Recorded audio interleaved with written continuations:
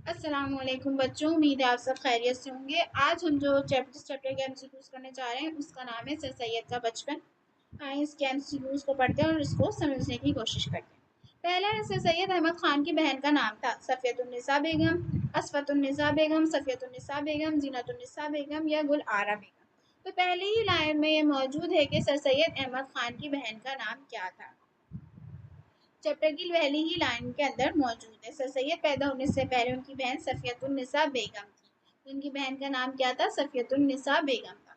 Sir Syed का नाम रखा था शाह वलीउल्लाह ने, शाह अब्दुल अजीज ने, शाह गुलाम अली ने या शाह मुत्तकी ने। अब यहाँ बोला जा रहा है कि सर सैयद का नाम किसने रखा था।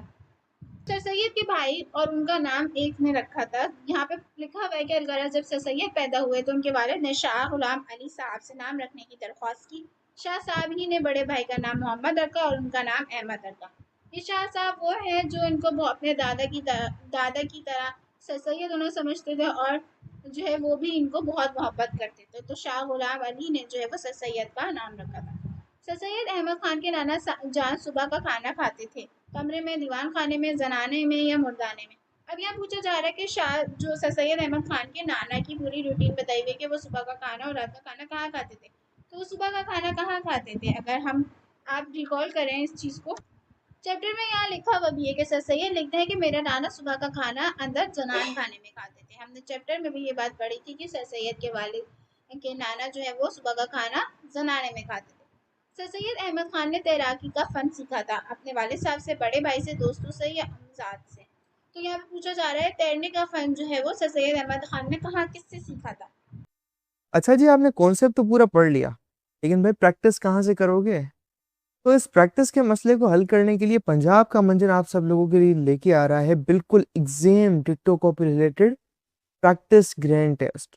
इसके अंदर फिजिक्स के, केमिस्ट्री के सारे चैप्टर वाइज हैं। अगर आपको एक्सेस करना है, अभी डिस्क्रिप्शन में जाओ और अटेंड करो।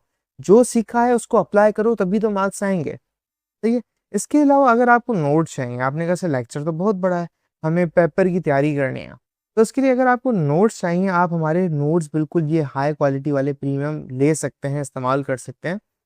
अगर ये आपको बिल्कुल फ्री में चाहिए, अभी डिस्क्रिप्शन में जाओ, तुम्हें व्हाट्सएप ग्रुप की लिंक बना, तुम्हें हमारे व्हाट्सएप चैनल की लिंक बने, या तुम हमारे इस नंबर पे तुम्हें नजर आ रहा है, यहाँ पे नीचे ऊपर नंबर है, इस पे जाके मैसेज करो, उसमें हमें नोट्स हैं, हम आपको ग्रुप में ऐड कर देंगे और वहाँ पे सारे के सारे ऐसे हाई क्वालिटी प्रीमियम नोट्स का आपको मिलेगा एक्सेस, आपके chapter 1, chapter 2, physics, bio chemistry में तमाम सभी। ठीक है। इसके अलावा हमारे प्यारे बच्चे कहते हैं सर, हमें अभी भी तैयारी नहीं हो रही है, हमें समझ नहीं आ रहा हम कैसे पेपर मिला।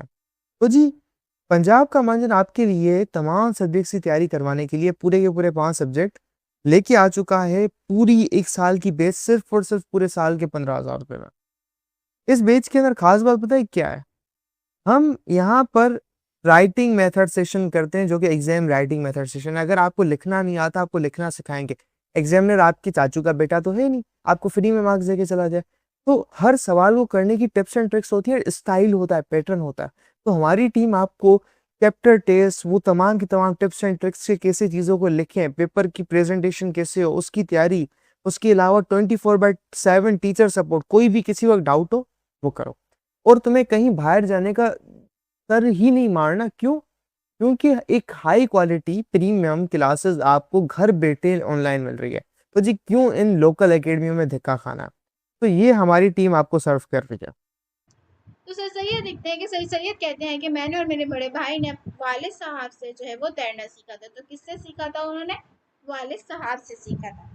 मिर्जा साहब के उर्स में शाह साहब उनके मज़ार पर नजराना चढ़ाते थे। मिर्जा साहब का उर्स जब होता था तो शाह साहब जो है वो उनके मज़ार पर कुछ नजराना चढ़ाते थे।